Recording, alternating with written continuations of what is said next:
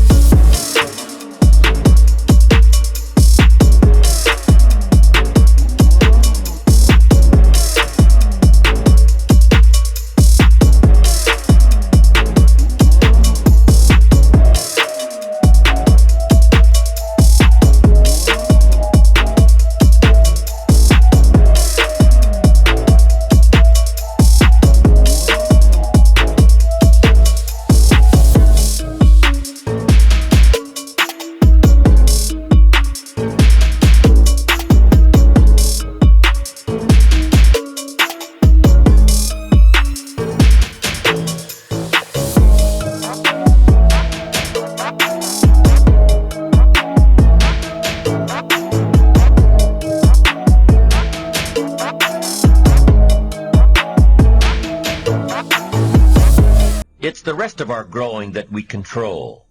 The growing of our minds, the expansion of our minds, that we can control. And that's what tends to get away from us. All life forms inherently strive to their max except human beings. Now, why wouldn't human beings strive to their maximum possibility? Here's why. Because we've been given the dignity of choice. It makes us different than alligators and trees and birds.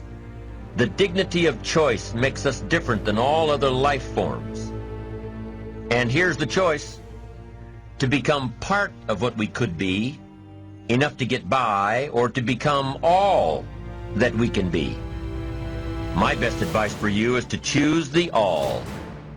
Earn all you can, make all the friends you can, read as many books as you can, develop as many skills as you can, see as much as possible, do as much as possible, make as much fortune as possible, give as much of it away as possible. The max. There's no life like it. I'm telling you, once I got on track, I've never looked back. Pick up the challenge. Go for it. Take the best of the two easies. Take the route of it's easy to get ahead. It's easy to do all you can. It's easy to succeed. It's easy to have financial freedom. The more you do, the more you get. So the two primary benefits of positive reinforcement are, number one, to build good habits, and number two, to create more energy to fuel your ambitions, your desires, your achievements. How can you isolate what's working for you and what isn't? How can you make sure that you are reinforcing your positive disciplines? Well, if it isn't apparent, easy to see right away, if what you're doing is happening in such small increments that you're not sure if you're on track, then you need to be writing it down. You need to keep a journal anyway. But if you really aren't sure that what you're doing is making measurable progress, you need to keep a written record. You need to write down everything that may be relevant in your day. What you did, who you saw, what you felt, how it may or may not affect you now and in the future. The best way to track your activities of the day is to write them down. The best way to track your activities of the week is to write them down. The best way to analyze your progress through the year is to have written it down.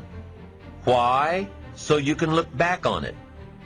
Because by keeping a written record of your life, you will be more accountable. By putting into writing the action steps that you have planned, you will easily see what works and what doesn't.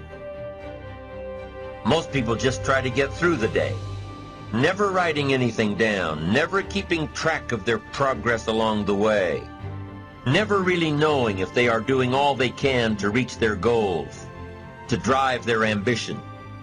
But gifted people learn to get from the day.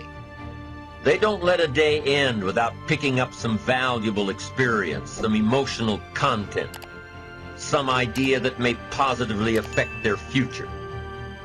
To get the most from a day, to learn the most from a day, you need to be able to reflect on the day.